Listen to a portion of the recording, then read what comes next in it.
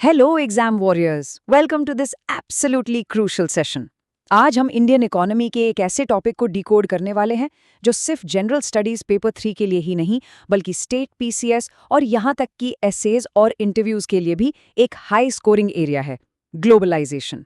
अब सोचिए जरा, एक वक्त था जब इंडियन रोड्स पर निकलते ही आपको या तो एम्बेसडर दिखती थी या फिर फिएट। बस यही दो ऑप्शंस थे हमारे पास। और आज आप बाहर निकालिए, दुनिया की लगभग हर टॉप कार कंपनी का नया मॉडल हमारी सड़कों पर दौड़ रहा है। ये ड्रामेटिक शिफ्ट, ये इतना बड़ा मार्केट का बदलाव आखिर हुआ कैसे? यही हमारे आज के इस एक्सप्लेनर का मेन फोकस है।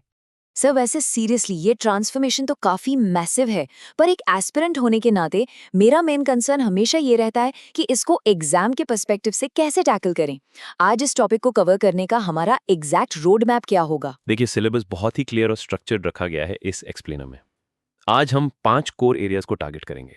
पहले हम द ग्लोबलाइजेशन इंजन के बेसिक कॉन्सेप्ट को समझेंगे, जहां से डायरेक्ट एमसीक्यूज बनते हैं। फिर हम देखेंगे कि एमएनसीज एक्चुअली ग्राउंड लेवल पर प्रोडक्शन को कैसे कंट्रोल करती हैं।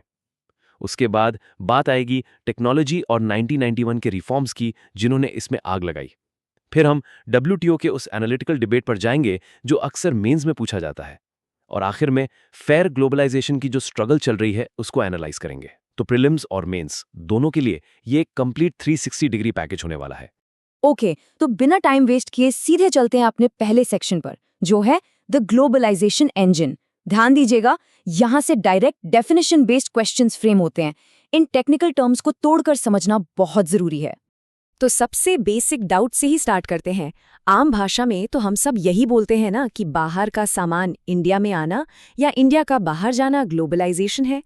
पर मान लीजिए अगर मेंस में 30 वर्ड या 50 वर्ड में इसकी स्ट्रिक्ट डेफिनेशन लिखनी पड़ जाए, तो एग्जैक्ट कीवर्ड्स क्या यूज करने होंगे? बहुत वैलिड क्वेश्चन है।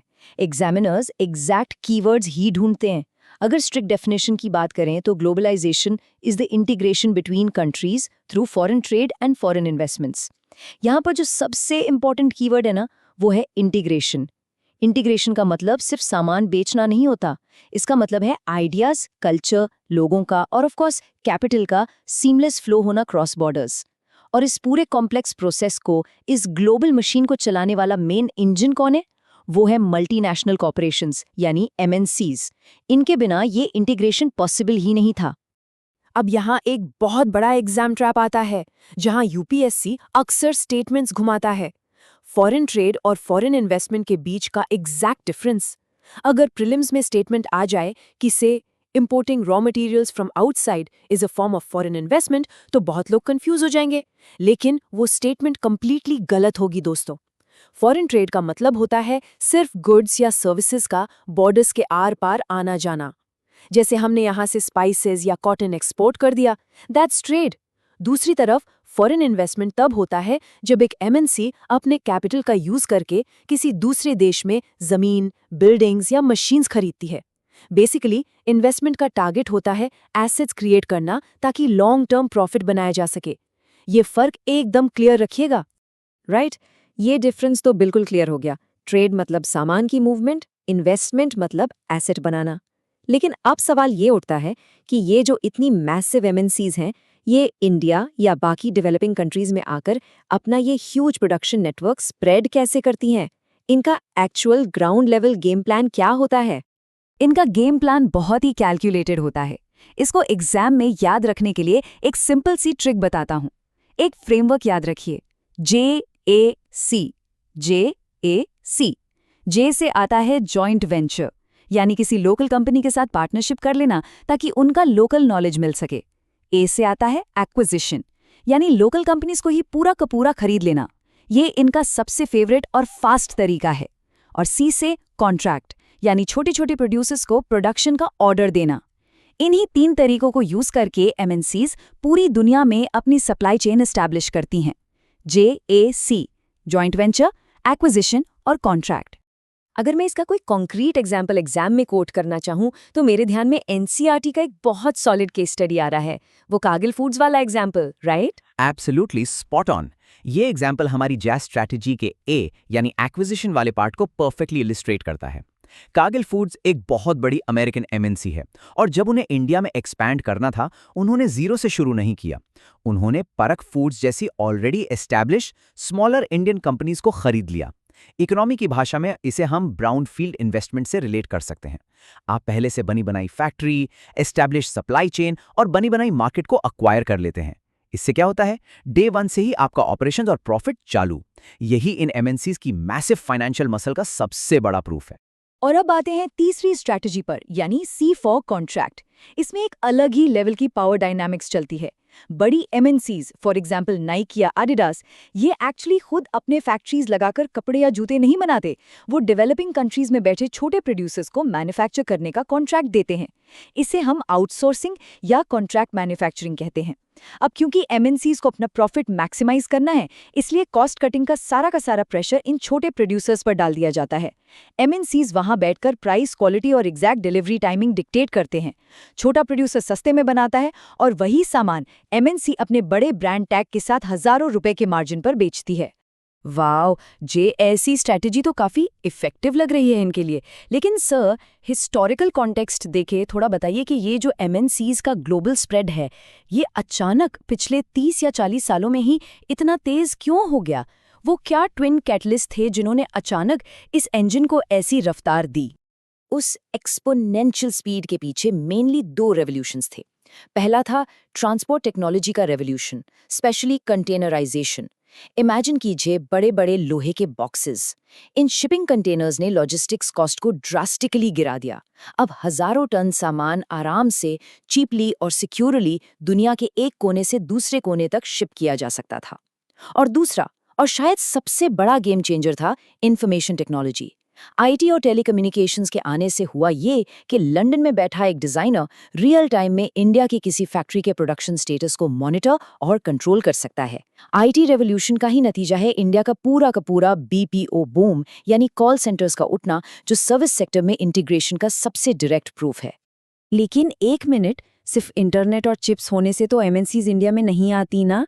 एक और एब्सोल्युटली क्रूशियल एलिमेंट था, और वो था पॉलिसी चेंज। इसे हम इकोनॉमी में 1991 के फेमस एलपीजी रिफॉर्म्स के नाम से जानते हैं। Liberalisation, privatisation, globalisation. यहाँ एग्जाम के लिए लिबरलाइजेशन को समझना जरूरी है। सिंपल टर्म्स में, जब गवर्नमेंट फॉरेन ट्रेड और इन्वेस्टमेंट पर से उन तमाम रुकावटों और रिस्ट्रिक्शंस को हटा देती है जो उसने पहले लगा रखी थी, उसे लिबरलाइजेशन कहते हैं। इंडिया के अपने दरवाजे खोलने के बाद ही ये ग्लोबल इंटीग्रेशन एक्चुअली ग्राउंड पर मटीरियलाइज हो पाया। थोड़ा सा इस बैरियर वाले वर्ड पर रुकते हैं, क्योंकि इस पर एनालिटिकल सवाल बन सकते हैं। मान लीजिए एक सिनेरियो टेस्ट करते हैं। अगर इंडियन गवर्नमेंट डिसाइड करती है कि हम चाइनीज टॉयज के इंपोर्ट पर हेवी टैक्स लगा देंगे, तो एक्चुअल ग्राउंड रियलिटी में, मार्केट में इसका क्या असर होगा? ये एक क्लासिक एग्जाम कॉन्सेप्ट है जिसे प्रोटेक्शनिज्म कहा जाता है। अगर आप इंपोर्ट पर टैक्स लगाते हैं तो ऑटोमेटिकली उस टॉय को इंपोर्ट करने वाले मर्चेंट को ज्यादा कॉस्ट पड़ेगी। वो मर्चेंट अपना नुकसान तो करेगा नहीं, तो वो इस इंक्रीज्ड कॉस्ट को कस्टमर पर पास कर देगा। नतीजा, चाइनीज टॉयज इंडिया के मार्केट में अचानक एक्सपेंसिव हो जाएंगे और उनकी डिमांड नेचुरली गिर जाएगी। तो टैक्स लगाना एक इफेक्टिवली काम करने वाला ट्रेड बैरियर है। गवर्नमेंट इस टूल का यूज तब करती हैं जब उन्हें अपने डोमेस्टिक मार्केट और लोकल प्रोड्यूसर्स को सस्ते फॉरेन गुड्स के अग्रेसिव कंपटीशन से प्रोटेक्ट करना होता है। चलिए अब इस एक्सप्लेनर के सबसे इंटरेस्टिंग और एनालिटिकल सेक्शन की तरफ बढ़ते हैं, द WTO डिबेट। ये एक ऐसा डायनामिक एरिया है जहां पर आपका GS पेपर 2 का इंटरनेशनल रिलेशंस और पेपर 3 की इकोनॉमी दोनों आपस में इंटरसेक्ट करते हैं। यहां से बहुत बढ़िया ऐसे टॉपिक्स निकलते हैं। सर, यहाँ पर एक बहुत बड़ी आयरनी नजर आती है। WTO का प्राइमरी एम तो इंटरनेशनल ट्रेड को स्मूथली बिना किसी बैरियर के चलाना है, राइट? तो फिर डेवलपिंग नेशंस इतना ज्यादा क्यों प्रोटेस्ट करते हैं इनके मैकेनिज्म्स को लेकर? एक कॉमन स्टेटमेंट बार बार ग्लोबल फोरम्स पर सुनने को मिलता है, जहां डेवलपिंग नेशंस क्लेम करते हैं कि आपने हमारी गवर्नमेंट्स को अपने फार्मर्स को सपोर्ट करने से रोक दिया, लेकिन आप लोग खुद अपने फार्मर्स को सपोर्ट कर रहे हैं। Is this fair? बिल्कुल, और यही एग्जैक्ट पॉइंट इस पूरे डेडलॉक की जड़ है। असली मुद्दा एग्रीकल्चर सब्सिडीज का है। इसे बिल्कुल ऑब्जेक्टिवली समझते हैं। डेवलपिंग कंट्रीज का मेन आर्ग्यूमेंट यह है कि WTO के जो फ्री ट्रेड रूल्स हैं वो उन्हें मजबूर करते हैं कि वो अपने फार्मर्स का सपोर्ट, उनकी सब्सिडीज बंद करें। क्यों? क्योंकि इससे मार्केट डिस्टॉर्ट होता है। लेकिन वहीं दूसरी तरफ डेवलप्ड कंट्रीज एक्चुअली अपने खुद के फार्मर्स को एग्रीकल्चर में मैसिव फाइनेंशियल सपोर्ट दे रही हैं, इनडायरेक्टली। तो डिबेट यहां आकर रुकती है कि क्या सच में WTO के रूल्स सबके लिए यूनिफॉर्मली लागू हो रहे हैं, या फिर डेवलप्ड कंट्रीज अपने इन्फ्लुएंस का फायदा उठाकर ये डबल स्टैंडर्ड्स मेंटेन कर रही हैं। ये ग्लोबल ट्रेड टॉक्स में सबसे गर्मागर्म मुद्दा है आज के टाइम पर। और इन्हीं सब कंट्रोवर्सीज और अनइक्वल रूल्स की वजह से हम पहुंचते हैं अपने आखिरी और कंक्लूडिंग टॉपिक पर, स्ट्रगल फॉर फेयर ग्लोबलाइजेशन। क्योंकि इतने सालों की हिस्ट्री से ये एकदम क्लियर हो चुका है कि ग्लोबलाइजेशन का बेनिफिट हर किसी को इक्वल नहीं मिला है, उसका इम्पैक्ट बहुत ही अनइवन रहा है। अगर आप इस इम्पैक्ट डिवाइड को इवैल्यूएट करें तो इसे माइंड में एक क्लियर कंपैरिजन की तरह स्टोर कर लीजिए। एक तरफ हैं विनर्स, इसमें आती हैं वो मैसिव MNCs जो रिकॉर्ड प्रॉफिट्स बना रहे हैं। इसमें आते हैं अर्बन रिच कंज्यूमर्स जिनके पास अब बेस्ट ग्लोबल प्रोडक्ट्स की सस्ती चॉइसेस अवेलेबल हैं। और इसमें आता है एजुकेटेड स्किल्ड लेबर फोर्स जिसे नए जॉब अपॉर्चुनिटीज मिले IT और सर्विसेज सेक्टर में। लेकिन कॉइन की दूसरी साइड देखिए, जो लूजर्स हैं। यहाँ हिट सबसे ज़्यादा MSMEs को हुआ, micro small and medium enterprises. वो छोटे प्रोड्यूसर्स जो बैटरियां, खिलौने या छोटे पुर्जे बनाते थे, वो इन ग्लोबल जायंट्स के चीप इंपोर्ट्स के आगे सर्वाइव नहीं कर पाए और बंद हो गए। और इसके साथ ही सफ़र किया है अनस्किल्ड वर्कर्स ने, क्योंकि कॉस्ट कम रखने की रेस में लेबर लॉज को फ्लेक्सिबल कर दिया गया और इनकी जॉब्स पूरी तरह से इनसिक्योर बनकर रह गईं। इस एनालिसिस से तो ये क्लियर लग रहा है कि फ्री मार्केट अकेले सब कुछ सॉल्व नहीं कर सकता। एक सोल्यूशन चाहिए जिससे ये जो डिवाइड बन गया है ये कम हो। ऐसे में एक इलेक्टेड गवर्नमेंट का रोल क्या बनता है ताकि बेनिफिट सब तक पहुंचे? यहीं पर कॉन्सेप्ट आता है फेयर ग्लोबलाइजेशन और इंक्लूसिव ग्रोथ का। किसी भी गवर्नमेंट का काम सिर्फ और सिर्फ मार्केट के दरवाजे खोल देना नहीं है।